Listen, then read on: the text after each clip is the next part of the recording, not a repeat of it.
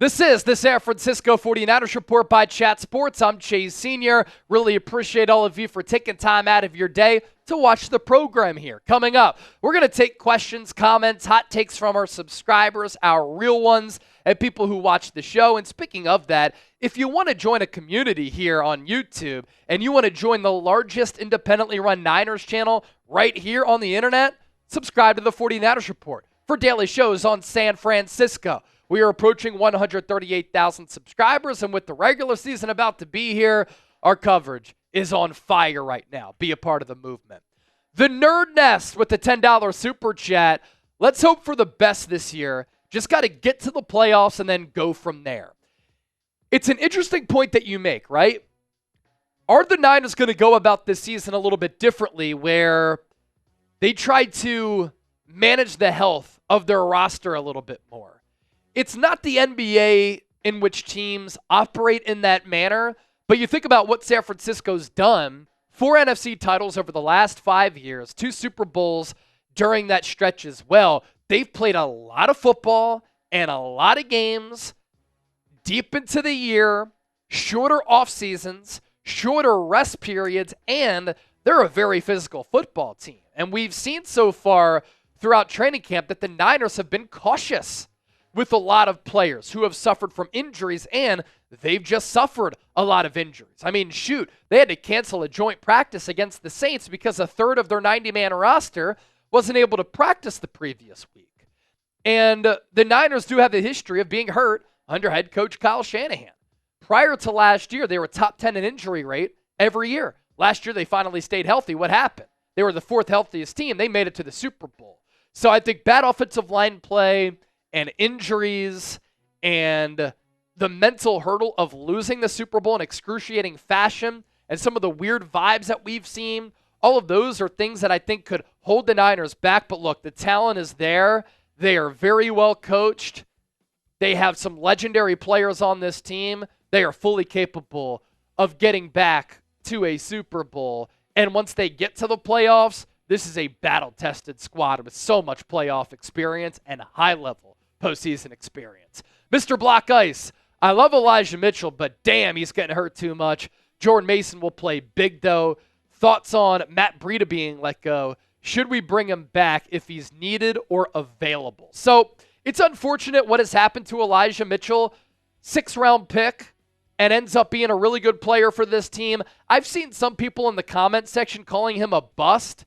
I don't think it's possible to be a bust as a 6th-round pick because the hit rate is so low that late in the draft, and he ended up having a really good year for the Niners. Whenever he's been on the field, he's been a highly productive player. One-cut runner, always picking up positive yards, especially during that rookie year. He was always falling forward, always in the green as far as its yards picked up on every single carry, but man, he has been snake-bitten by the injury bug, has simply not been able to stay healthy. But even if Elijah Mitchell were healthy, I still think San Francisco upgrades at RB2.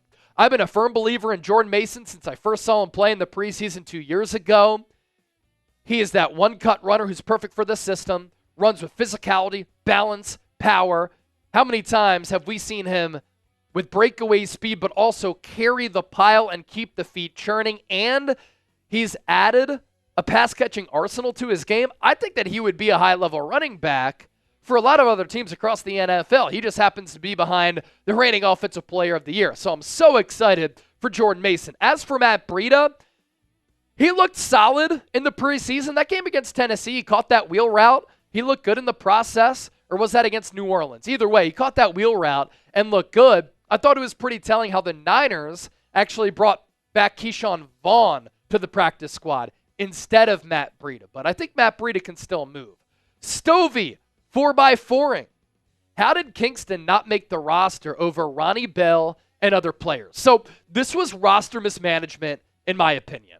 The Niners knew that they were going to put John Feliciano and Ambry Thomas on IR. At least they could have done that. They did not put John Feliciano on IR, even though Kyle Shanahan said he's probably going to be out until the midway portion of the season. They did put Ambry Thomas on short-term IR. What I would have done, put those players on IR, find a way to create a roster spot, especially with Trent Williams not being on the initial 53, and have Jarrett Kingston as part of the team. Now, I know that Ronnie Bell had a couple of drops throughout the preseason. I think the Niners like him. He has some special teams ability. He's a willing blocker. Last year in the preseason, we saw him have some impressive performances, and he made some impressive plays after the catch in which he was able to break tackles and be a part of the Yak Bros. So I think that he can be a good player in this league, but what's the biggest weakness on this football team? And what has been the biggest weakness on this football team? It's the offensive line. And you can't find quality offensive linemen consistently. The Niners drafted Jarrett Kingston. He had a good preseason. He looked to be a promising player. I would not have let him go. I totally agree with you. I thought that was roster mismanagement. Now, I do want to tell you about today's sponsor, and that is Prize Picks, America's #1 daily fantasy sports app with over 5 million active members. Prize Picks is the easiest and most exciting way to play daily fantasy sports. Unlike other apps on Prize Picks, it's just you against the numbers. All you do is pick more or less on 2 to 6 player stat projections, and you watch the winnings roll in. There's a great special in September. 1 Caleb Williams passing yard gets you 1 win on Prize Picks every week in September. All he has to do is throw for 1+ yard. And you can now win up to 100 times your money on Prize Picks with as little as 4 correct picks. Now, I also cover the NBA here at Chat Sports, so let's go with some future basketball picks. Luka Doncic, more than 31.9 points per game on average. Steph Curry just signed that huge contract extension. What's crazy is that he's making more money than the entire Oakland A's. More than 27.5 points per game. And then Victor Wembanyama, more than 24 points per game going into his sophomore campaign. So download the Prize Picks app today. Use the code CLNS. Get $50 instantly when you play $5. That's code CLNS on Prize Picks to get $50 instantly when you play $5. You don't even need to win to receive the $50 bonus. It's guaranteed. Prize Picks. Run your game. Ty Curious is next up. Speaking forward into the 2025 draft, do you think that we could perhaps trade Deebo and other assets to jump into the top 10 to 15 to select Luther Burden or Travis Hunter? So I do think that with Brandon Aiyuk signing that contract extension and Deebo Samuel not having any more guaranteed money left on his deal, that this could be the final year of Deebo Samuel in a Niners uniform. Just because it's going to be hard to pay him, Aiyuk, Brock Purdy is due for a new contract. And what did the Niners do in the draft? They drafted Ricky Pearsall and Jacob Cowing. Jacob Cowing looks to be very promising. We'll see what happens with Ricky Pearsall in that shoulder. If he hurts it again, might have to get another surgery. It could be a redshirt year, but they might rely on those second-year players to step in, fulfill those roles, with also Jawan Jennings under contract. So can you trade Deebo? You might be able to a team that covets a one-of-one weapon, who's one of the more unique and dynamic playmakers that we've seen in this decade.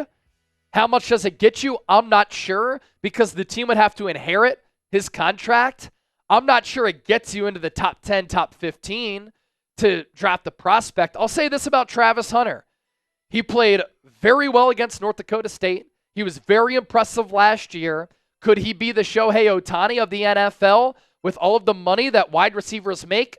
Will he just play wide receiver? He's certainly dynamic, plays bigger than his size, has pull-away speed, is electric with the long ball, and if you get him the ball in space, he can cause some havoc.